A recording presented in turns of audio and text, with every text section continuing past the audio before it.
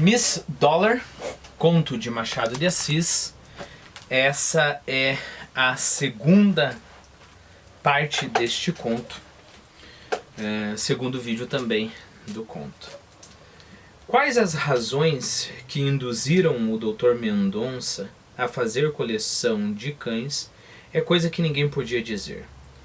Uns queriam que fosse simplesmente paixão por este símbolo da fidelidade ou do servilismo.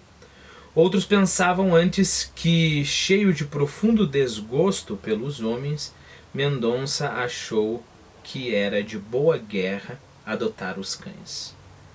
Fossem quais fossem as razões, o certo é que ninguém possuía mais bonita e variada coleção do que ele.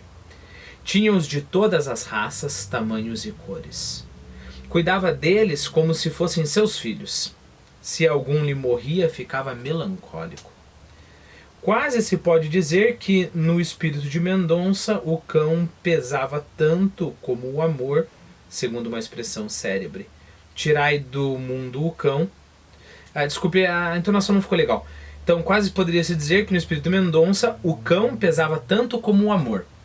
Segundo uma expressão célebre, tirai do mundo o cão, e o mundo será um ermo. Ermo, um deserto, né? Um lugar onde não cresce nada, onde não há vida. Perceba, olha que interessante, né? Como os dias mudaram. Eu não sei se você concorda, mas pelo tom do Machado de Assis, é uma exceção. O Mendonça é uma exceção, né? Então ele chegava até a ficar triste quando um cão dele morria, chegava até a ficar depressivo quando um cão dele morria. Eu acho que Mendonças hoje em dia são muito, muito mais comuns do que na época do Machado de Assis, assim como pessoas que ultrapassam Mendonça, né? Pessoas não somente que ficam mais ou menos tristes se um cão morre, mas muito mais do que isso, né? Talvez você seja um desses. Então essa mudança bem clara, assim, né? Então não se engane, pelo tom que o Machado de Assis fala aqui, o Mendonça é uma exceção. É claro, exceção também pela quantidade, né? Cada dono era um dono, é claro que havia donos que amavam os cães. A gente vai ver daqui a pouquinho sobre a dona da Miss Dollar, né? A gente vai ver que...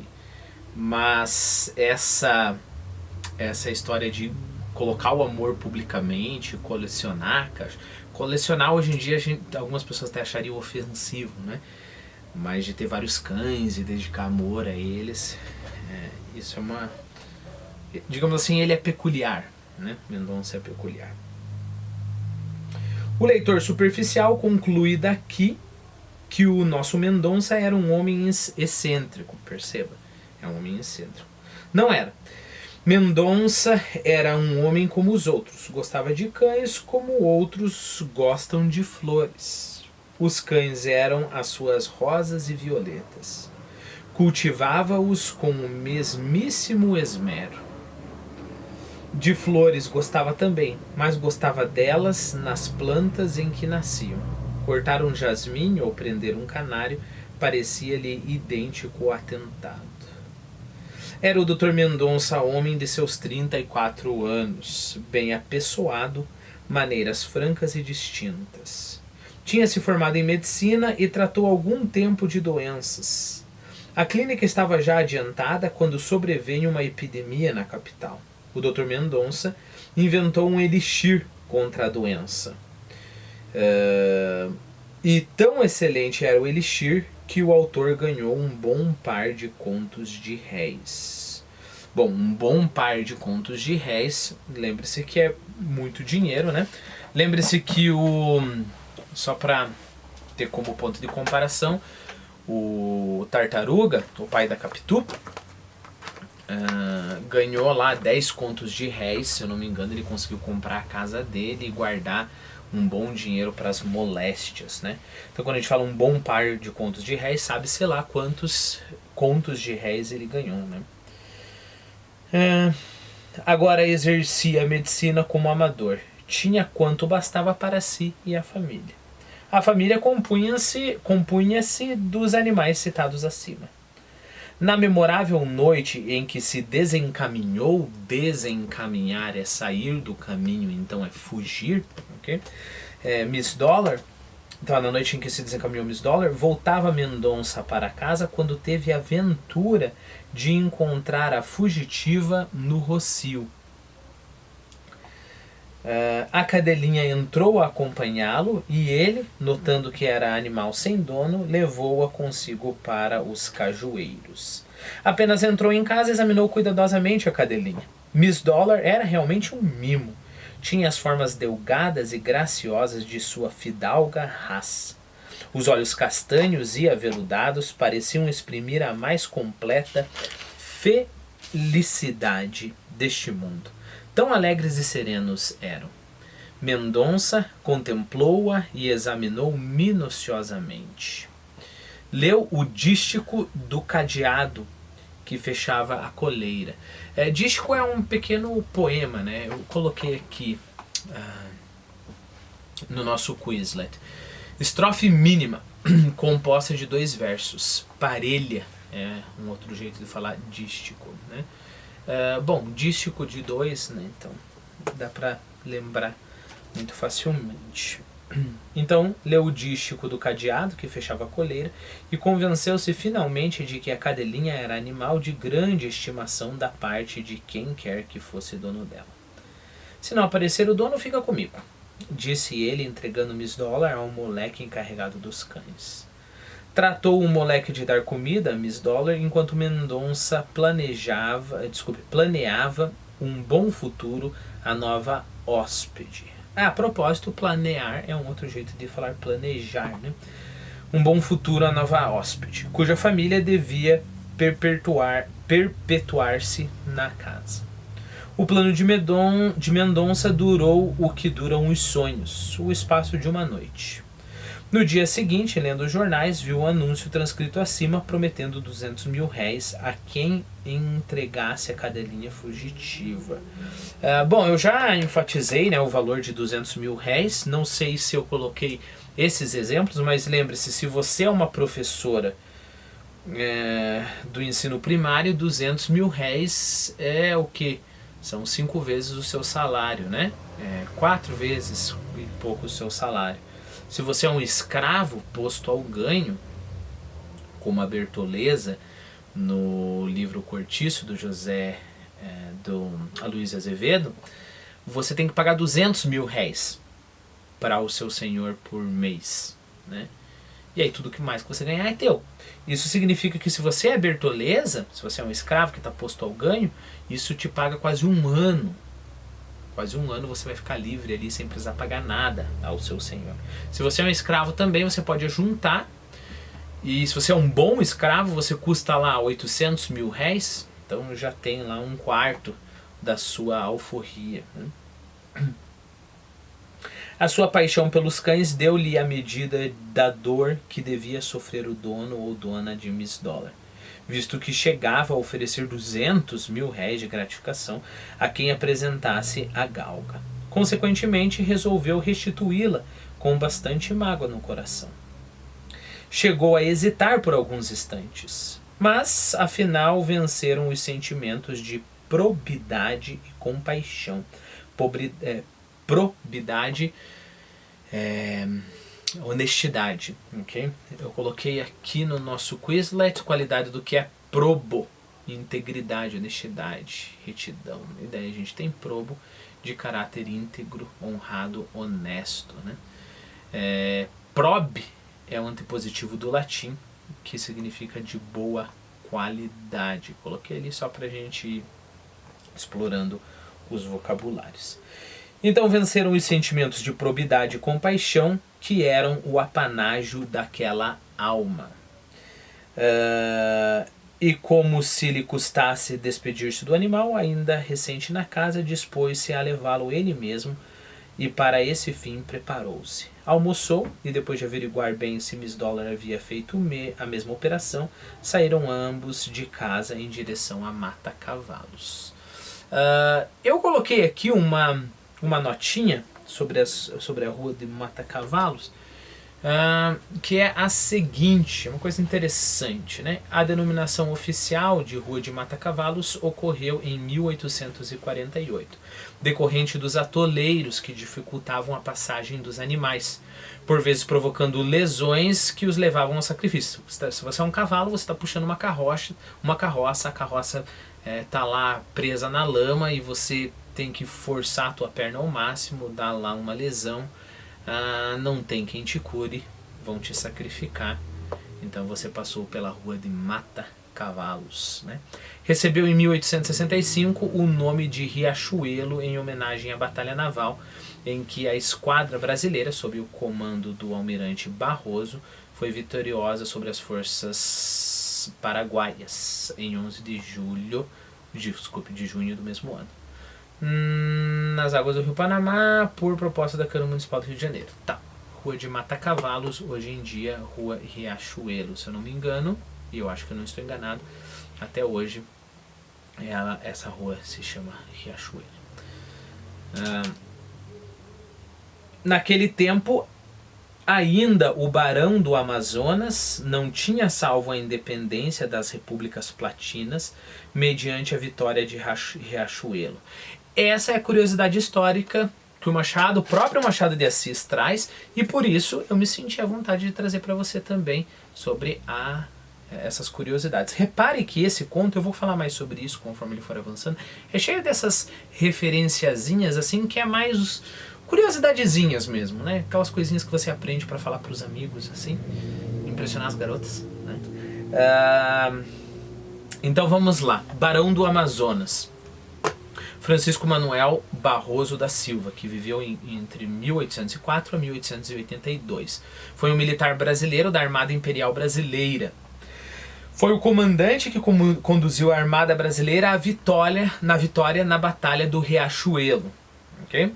Então foi ele que conduziu a vitória do Riachuelo durante a Guerra da Tríplice Aliança. Como consequência da vitória, houve expressiva redução na capacidade naval paraguaia. Lembre-se que o Paraguai ele entrou na ofensiva, né? Ele queria atacar tudo e todos aí. Bom, não vamos falar sobre a Guerra do Paraguai agora. Um dia a gente vai falar especificamente sobre isso, né? Mas o Paraguai e o líder paraguaio se arrogava, e naquele tempo eles tinham poder. Não tanto como o nosso grande Brasil imperial, né? E os seus aliados, graças ao bom Deus, mas eles tinham poder sim. E até essa batalha o Paraguai estava na ofensiva, né? Só que graças ao nosso Francisco Manuel Barroso da Silva, né? O Barão do Amazonas, nós vencemos a batalha do Riachuelo. Como consequência dessa vitória, houve expressiva redução na capacidade naval paraguaia, tendo aquela nação, a partir de então, passado a adotar estratégias defensivas até o fim do conflito. Então, é um momento extremamente importante a Batalha do Riachuelo, né? Então, vamos voltar agora, vamos ver se está claro. Naquele tempo, ainda o Barão do Amazonas não tinha salvo a independência das repúblicas platinas mediante a vitória de Riachuelo. Ué, por que está falando disso? Porque logo antes falou da Rua de Mata-Cavalos, que passou a se chamar Riachuelo, né? Nome com que a Câmara Municipal crismou a Rua de Mata-Cavalos. Vigorava, portanto, o nome tradicional da rua, que não queria dizer coisa nenhuma de jeito. Bom, somente aquilo que a gente comentou, né? Bom, crismar, se você é católico, o que está acontecendo? Quando você faz a crisma, você faz o ritual reafirmando a sua fé em Cristo, etc. Mas crismar não precisa ser só isso. E eu coloquei ali no nosso Quizlet, pode ser dar ou receber um novo nome, ok? Alcunhar-se. Exemplo, acabaram crismando-o de Crispim. Ela crismou-se de Dora. Okay? Crismaram a Rua de Mata-Cavalos, Rua Riachuelo. Ok, vigorava, portanto. A casa que tinha o número indicado no anúncio era de bonita aparência e indicava certa abastança nos haveres de quem lá morasse.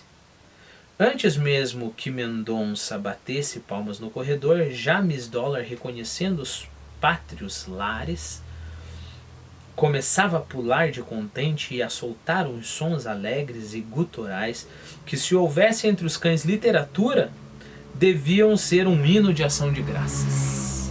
Veio um moleque saber quem estava. Mendonça disse que vinha restituir a galga fugitivo.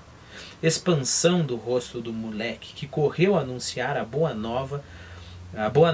Miss Dollar, aproveitando uma fresta, precipiou-se pelas escadas acima. Dispunha-se Mendonça a descer, pois estava cumprida a sua tarefa, quando o moleque voltou dizendo-lhe que subisse e entrasse para a sala. Na sala não havia ninguém. Algumas pessoas, que têm salas elegantemente dispostas, costumam deixar tempo de serem estas admiradas pelas visitas antes de as virem cumprimentar. É possível que esse fosse o costume dos donos daquela casa, mas desta vez não se cuidou em semelhante coisa, porque mal o médico entrou pela porta do corredor, surgiu de outra interior uma velha com Miss Dollar nos braços e a alegria no rosto. Queira ter a bondade de sentar-se, disse ela, designando uma cadeira a Mendonça. A minha demora é pequena, disse o médico, sentando-se. Vim trazer-lhe a cadelinha que está comigo desde ontem. Não imagina que dessossego causou cá em casa a ausência de Miss Dollar. Imagino, minha senhora. Eu também sou apreciador de cães. Se me faltasse um, sentiria profundamente. A sua Miss Dollar... Perdão, interrompeu a velha. Minha não, Miss Dollar não é minha, é de minha sobrinha. Ah, ela aí vem. Mendonça levantou-se justamente quando entrava na sala a sobrinha em questão. Era uma moça que representava 28 anos no pleno desenvolvimento de sua beleza. Uma dessas mulheres que anunciam velhice tardia e imponente. O vestido de seda escura dava singular realce à cor imensamente branca da sua pele. Era roçagante o vestido. O vestido ele se arrasta, e faz um barulho. Eu coloquei aqui, arrastar-se, produzir um leve ruído, roçar, tocar. Então era roçagante o vestido, o que lhe aumentava a majestade do porte e da estatura. O corpinho do vestido cobria-lhe todo o colo, mas adivinhava-se por debaixo da seda um belo tronco de mármore modelado por escultor divino. Colo, essa parte do pescoço aqui e essa parte aqui. Os cabelos castanhos e naturalmente ondeados estavam penteados com essa simplicidade caseira, que é a melhor de todas as modas conhecidas. Ornavam-lhe graciosamente a fronte como uma coroa doada pela natureza. A extrema brancura da pele não tinha o menor tom cor-de-rosa que lhe fizesse harmonia e contraste. A boca era pequena e tinha uma certa expressão imperiosa. Mas a grande distinção daquele rosto, aquilo que mais prendia os olhos, eram os olhos. Imaginem duas esmeraldas nadando em leite. Mendonça nunca vira olhos verdes em toda a sua vida. Disseram-lhe que existiam olhos verdes, e ele sabia de cor os versos célebres de Gonçalves Dias. Mas até então os tais olhos eram para ele a mesma coisa que a fênix dos antigos, aquela ave que morre e retorna das cinzas, Ou seja, só uma criatura mitológica, algo sobre o qual ele leu, Não necessariamente no reino da verdade, da existência, da realidade, Um dia, conversando com uns amigos a propósito disso, afirmava que se alguma vez encontrasse um par de olhos verdes, fugiria deles com terror. Por quê? Perguntou-lhe um dos circunstantes admirado. A cor verde é a cor do mar, respondeu Mendonça. Evito as tempestades de um e evitarei as tempestades de outro. Repare como Mendonça é afetado pela alta cultura, mas afetado num modo bem superficial, A gente já vai ver isso daqui a pouco. A gente não viu ainda. Então a gente já vai ver isso daqui a pouco. Mas a gente vai ver que ele tem essa história de de apreciar a cultura, mas só por umas tiradas, né? Você tem lá uma frase decorada do Nietzsche, né? E aí quando as pessoas falam de Deus, você fala, não, mas Nietzsche declarou que é isso, aquilo, né? E você nunca parou para pensar sobre a questão, você só tem aquela frase de efeito. É a mesma coisa que falar sobre Big Brother, só que Big Brother culto, né? Uma frasinha ali para impressionar. Depende do grupo, você tem que usar o Nietzsche ou o Big Brother. Então, é o que ele está fazendo aqui, né? Falar, olhos verdes. Ele nem pensou sobre a veracidade disso daí, né? É só uma frase de efeito, em outras palavras. A cor verde é a cor do mar, respondeu Mendonça. Evito as tempestades de um, evitaria as tempestades do outro. Eu deixo a critério do leitor essa singularidade de Mendonça, que de mais a mais é preciosa, no sentido de Molière. Ok, de mais a mais quer dizer que, além disso, ainda por cima. Sobre o Molière, no próximo vídeo eu falo um pouco, esse vídeo está ficando muito grande já, mas eu só vou te dizer que tem uma peça do Molière chamada As Preciosas Ridículas, ok? As Preciosas Ridículas. Então é aqui que está a referência, né? Normalmente não é uma referência super profunda, é uma referência mais superficial também, mas a gente vai ver se essa história dele falar que vai fugir de um olho verde não é precioso no sentido de ridículo, como o nome da peça de Molière.